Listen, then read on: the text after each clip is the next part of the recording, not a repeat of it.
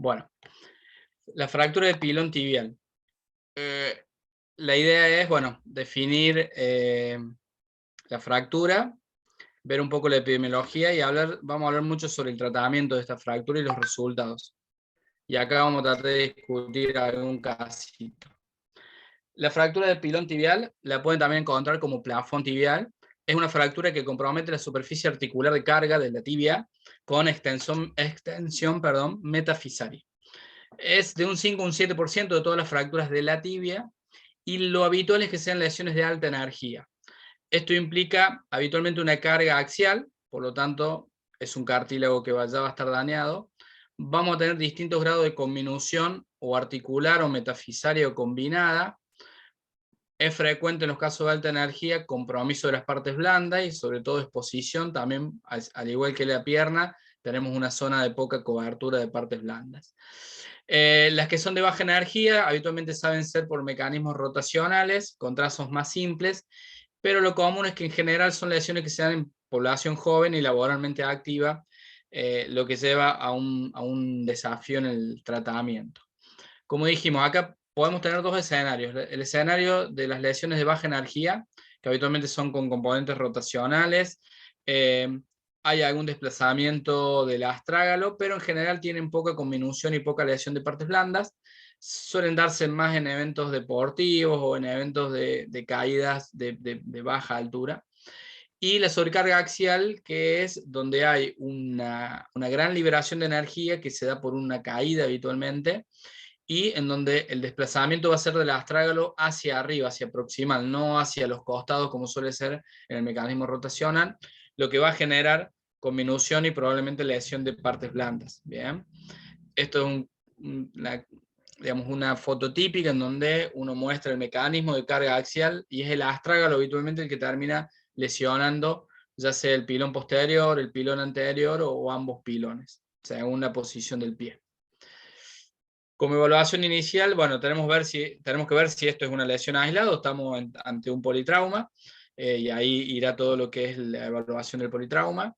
Es importante el estado de las partes blandas, no solamente en el momento, sino para decir un poco cómo van a evolucionar esas partes blandas para el seguimiento del paciente. Acá lesiones neurovasculares groseras no debería haber, la única estructura por ahí que puede estar en riesgo es el paquete tibial posterior. Y obviamente evaluar al paciente en general, si es un paciente sano, si tiene algún hábito tóxico, sobre todo el tabaco. Habitualmente acá lo que vamos a hacer son radiografía de tobillo, hay que hacer radiografía de la pierna para ver si no hay alguna lesión asociada. Y acá el ATAC va de cajón. Lo que uno puede discutir es si la tomografía se hace de entrada o se hace después de la reducción. Si en la radiografía vemos patrones relativamente simples, uno puede hacer la tomografía y vamos a tener una información bastante fidedigna, pero si tenemos una lesión compleja con mucha conminución y mucho desplazamiento, lo ideal sería reducir esa fractura y luego hacer la tomografía para que esa tomografía no sea más útil para la planificación. Como dijimos, podemos encontrarnos distintos patrones. El patrón de la izquierda es un patrón de baja energía rotacional y el patrón de la derecha es un mecanismo de alta energía con carga axial. El ATAC, dijimos, es indispensable para la planificación de la fractura. ¿Por qué? Porque nos va a definir el abordaje, porque el abordaje ya vamos a ver que va a estar muy de la mano de cómo son los patrones de fractura, en dónde está la conminución. Nos va a definir un poco qué implante utilizar, porque también vamos a ver que según hacia dónde se desvía la fractura es hacia dónde uno debe colocar el implante. Nos va a valorar el compromiso articular y eso nos va a dar un pronóstico de la lesión.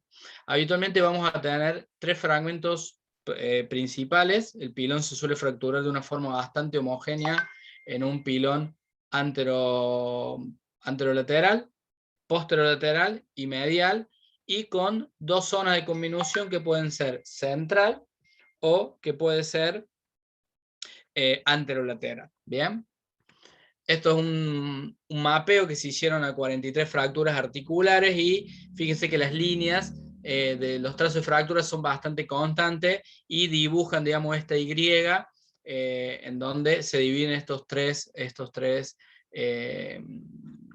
patrones o estos 3 fragmentos. Y fíjense que siempre la conminución tiende a ser más hacia la zona anterolateral, que es la zona más débil del pilón tibial, digamos. La clasificación inicial que todos estudiamos, la clasificación AO, o la de Radial-Gower, que es del data del 69, en donde hablaba de una grado 1 cuando no había desplazamiento, grado 2 desplazamiento moderado con minución mínima, y grado 3 con minución e impactación. Una clasificación fácil, pero poco útil, digamos. La clasificación AO en sí habla de, acá coloca dentro de las fracturas de pilón, son las 43, digamos, o sea, el segmento distal de la tibia. Podemos tener extraarticulares, que son las tipo A, o articulares, ya sea parciales o completas, las tipos B y C. Estos es tres ejemplos, una A3, o sea, una fractura extraarticular pero con combinación metafisaria, una articular parcial y una articular compleja con combinación tanto metafisaria como articular. El problema de la radiografía es que no nos habla mucho del compromiso articular y no nos sirve tanto para la planificación. Y aparte que suelen ser poco reproducibles inter e intraobservador. Por lo tanto, hoy la tendencia es a utilizar en el pilón tibial, como seguramente pasa ahora también en el platillo tibial, parámetros tomográficos, en donde vamos a entender mejor el tipo de patrón y en base a eso el tratamiento. Esta clasificación relativamente nueva nos va a dar información sobre el compromiso articular, cuántos son los fragmentos, cómo están desplazados, cuál es el trazo principal y cuáles son los trazos secundarios y dónde hay áreas de conminución.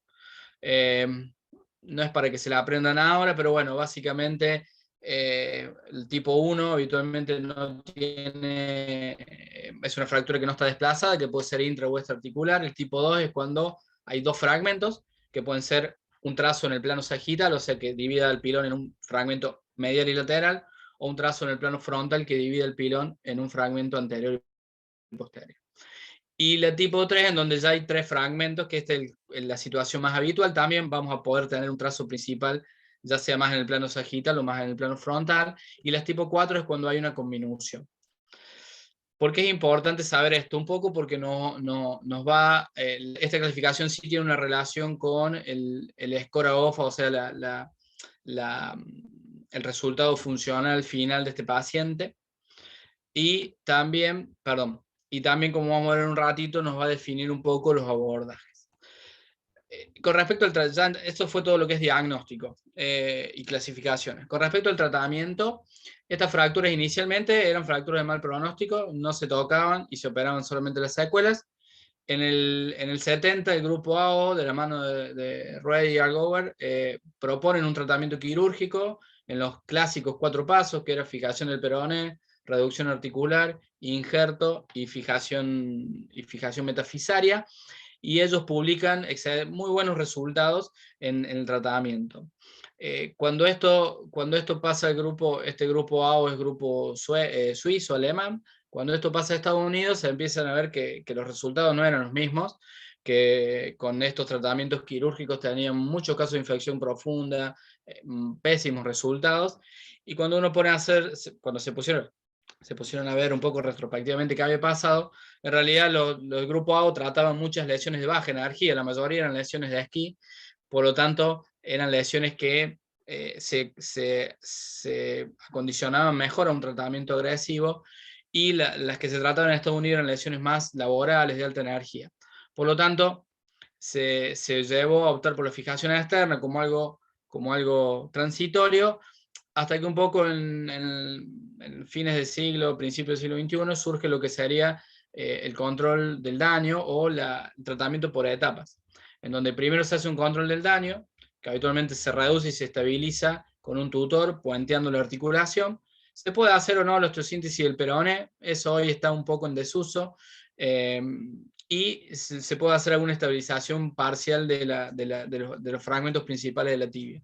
Pero básicamente lo que uno hace acá es darle ese tiempo de proceso inflamatorio, que suele ser de 7 a 15 días, para que una vez que las partes blandas estén bien, hacer la reducción abierta y la fijación interna. ¿Bien? Y se dejó el Early Total Care, que sería el tratamiento total temprano, para la fractura de baja energía, en donde se siguen aplicando por ahí estos conceptos de la O, en donde uno puede hacer la osteosíntesis y la osteosíntesis del peroné y la tibia en una etapa. Pero hoy la tendencia es hacer tratamiento en 2 etapas para evitar la complicación de las partes blandas. Con respecto a la planificación, es importante planificar estas cirugías porque, primero, por los abordajes, uno debe saber cómo lo vamos a abordar, cómo vamos a fijar, con qué vamos a fijar, cuál va a ser el orden de la fijación. Y para planificar todo esto tenemos muchas variables. Vamos a ver el patrón radiográfico, el compromiso articular, cuál es el fragmento clave, dónde hay conminución, etc. Con respecto al abordaje, hoy sabemos que uno puede abordar el tobillo o la zona distal de la tibia por cualquier lado. Hoy tenemos abordajes 360 en donde uno puede entrar por anteromedial, por anterolateral, lateral directo, posterolateral, posteromedial y medial. Por lo tanto, no hay excusas, digamos, para no saber abordar, digamos, un pilón tibial o un tobillo. Esto es bastante interesante y es importante.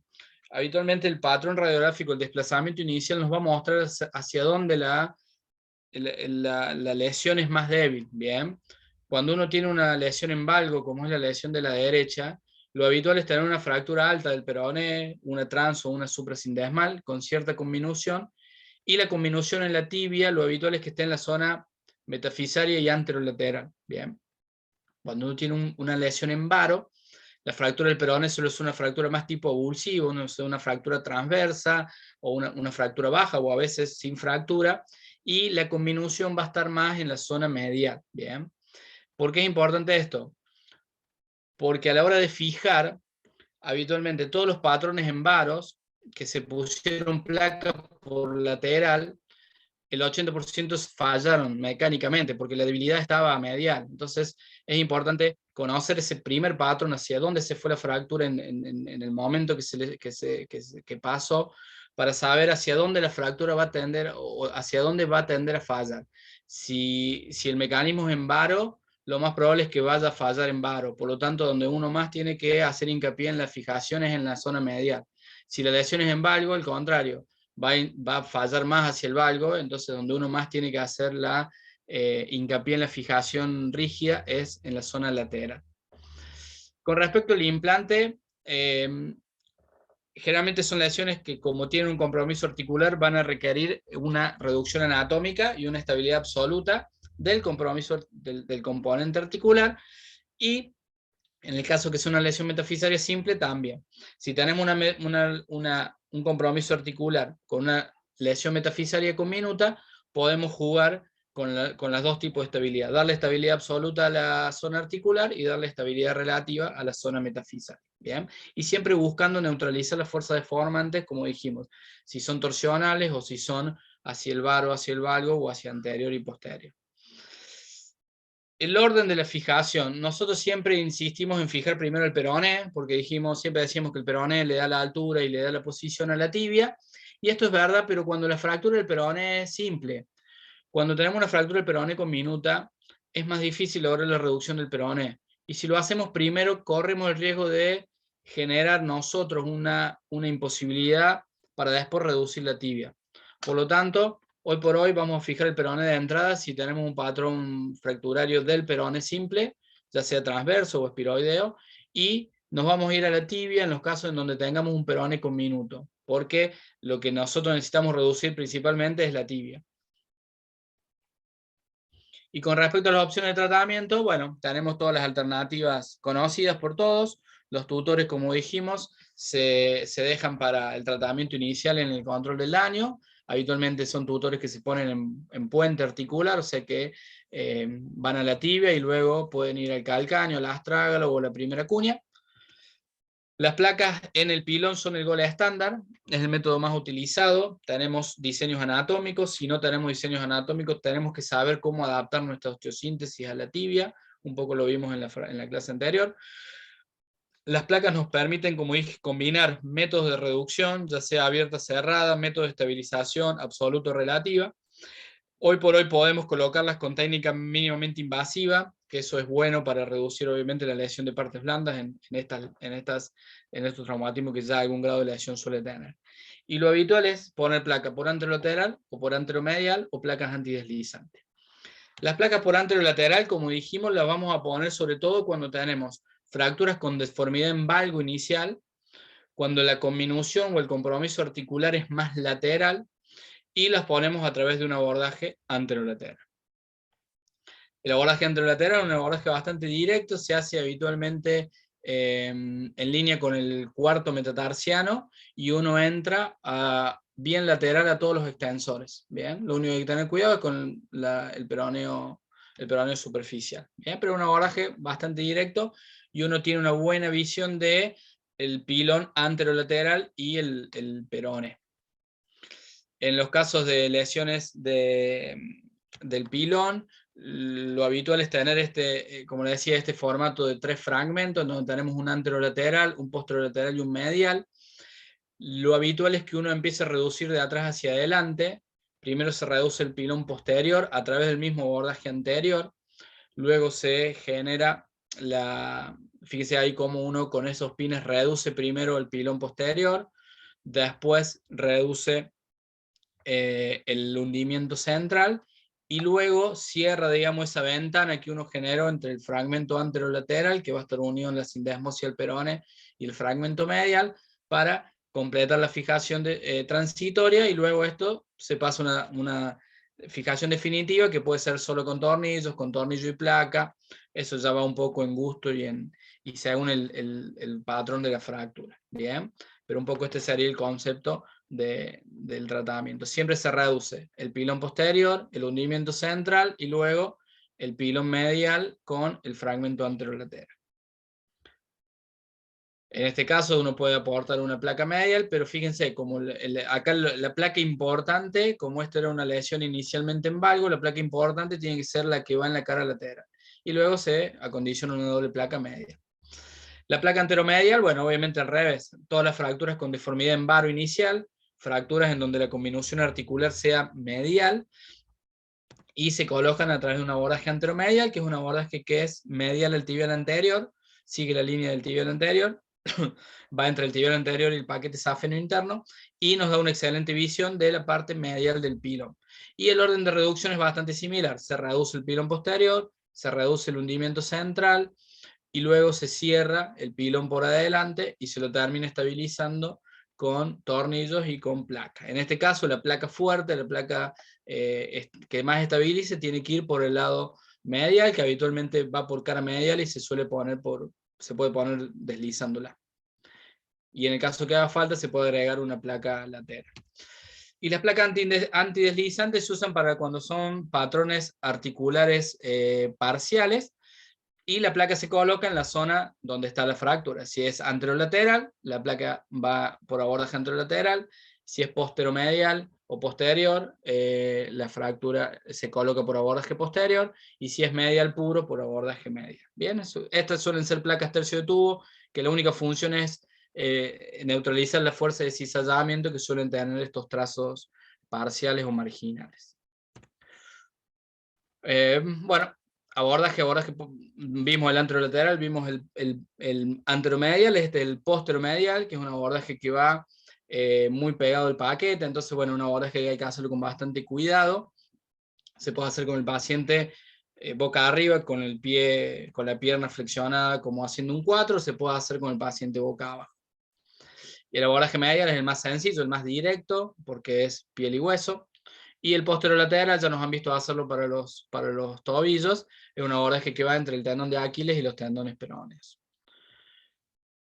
Bueno, con respecto a los clavos endomedulares, pueden tener alguna indicación en las fracturas que no son articulares, como dijimos, las 43A, o las fracturas que son articulares simples, sin desplazamiento articular, donde uno previamente va a simplificar el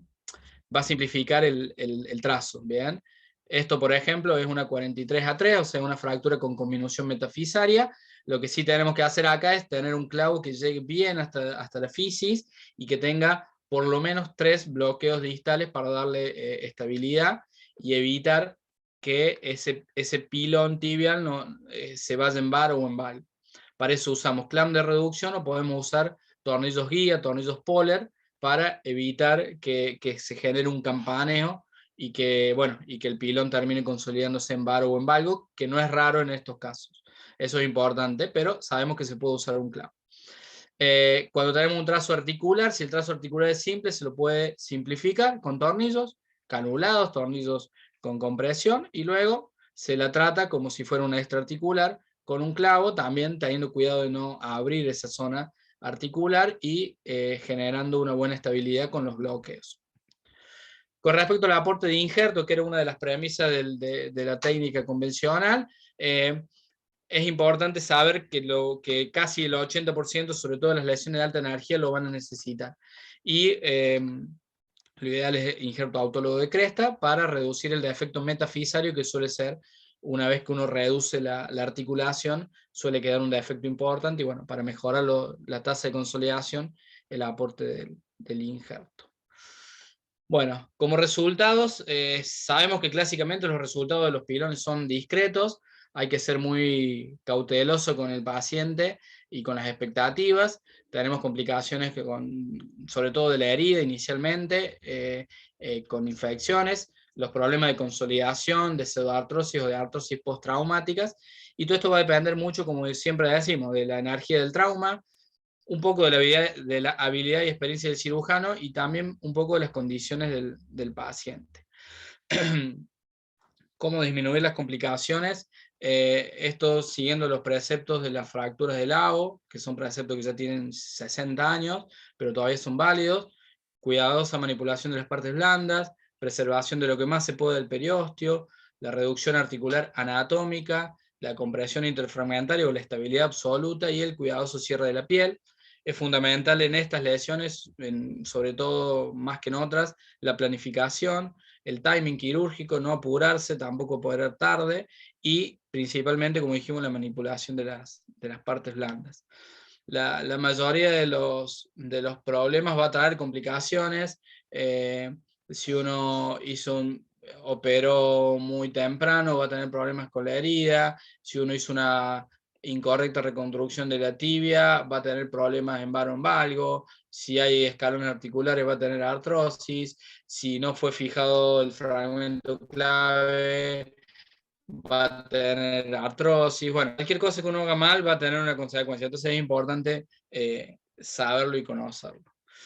Con respecto a las lesiones de alta energía, surge la posibilidad, digamos, o la valoración de una artrodesis de entrada, sobre todo sabiendo que las lesiones de alta energía, las 43C3, más allá de toda la reducción articular que uno pueda lograr, tienden a tener mala evolución y a hacer artrosis postraumática.